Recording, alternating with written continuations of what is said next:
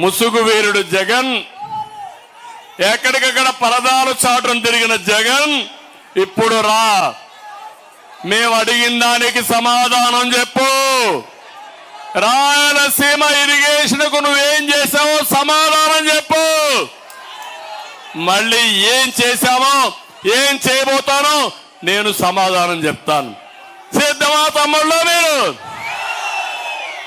అదే మాదిరిగా ఇక్కడికి వస్తే మామిడి, టమోటా మార్కెట్ లేకుండా రైతులు ఇబ్బంది పడుతున్నారు.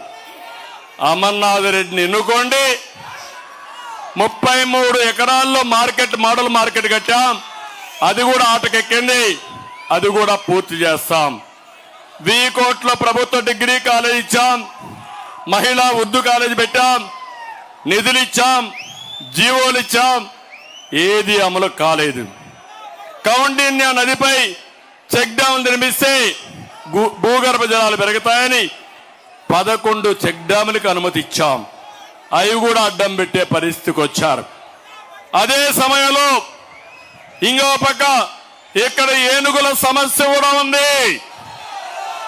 ఆ సమస్య పరిష్కారం కావాలంటే తెలుగుదేశం పార్టీ అధికారంలోకి రావాలి, మిత్రపక్షాలు గెలవాలి. ఇక్కడ ప్రత్యేకంగా ఎంపీగా ప్రసాదరావు గారు, ఎమ్మెల్యేగా అమర్నాథ్ రెడ్డి గెలిస్తే మీ సమస్యలన్నీ పరిష్కారం అవుతాయి. ఇంత మునుపు నేను శాంక్షన్ చేసిన పనులన్నీ కూడా మళ్ళీ పూర్తి చేసే బాధ్యత అమర్నాథ్ రెడ్డి గారికి ఇస్తున్నా.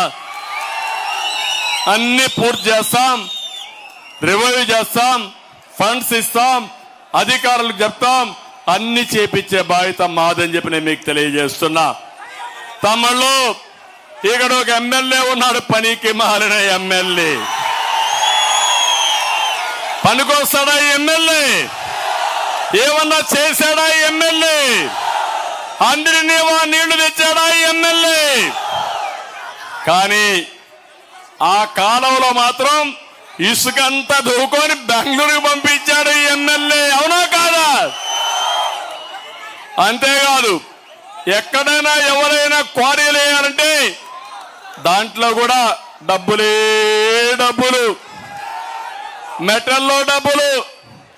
ఇంకో పక్క ఇక్కడే ఉన్నాడు, ఏ పని కావాలన్నా ఎంత తమ్ముళ్ళు పర్సంటేజ్ కమిషన్? 15% అన్నారు నాకు. అవునా కాదా? 15% కమిషన్ల ఎమ్మెల్యే మీకు కావాలా అని మిమ్మల్ని అడుగుతున్నా.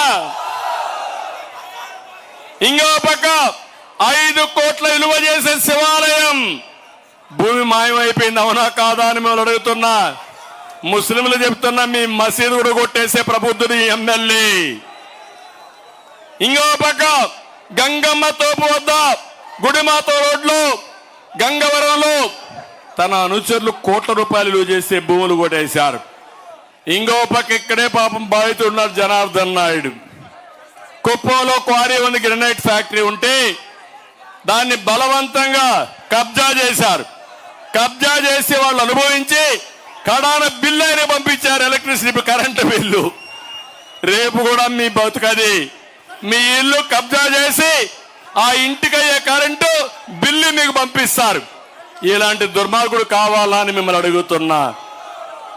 ఇక్కడ మీరు చూస్తే వైసీపీ అక్రమాలు ప్రశ్నిస్తున్నారని 3 విలేకరులు, ఆంధ్రజ్యోతి, రాజ్ న్యూస్, స్వతంత్ర టీవీ 3 పైన దాడి చేసి తిరిగి వాళ్లపైన కేసులు పెడితే తెలుగుదేశం పార్టీ వాళ్ళకి రక్షణగా వెళితే వాళ్లపైన కూడా కేసులు పెట్టారు ఈ పోలీసులు.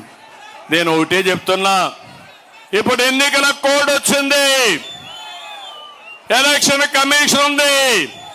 ఎన్నికలు అవుతానే వచ్చే ప్రభుత్వం ఏది తమ్ముళ్ళు?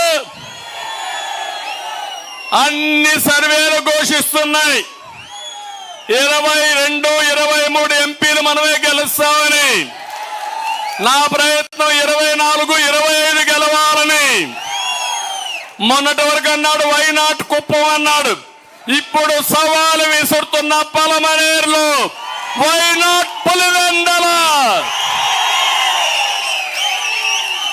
తమ్ముళ్ళు, ఎన్నికలకు వచ్చారు కదా మీరు.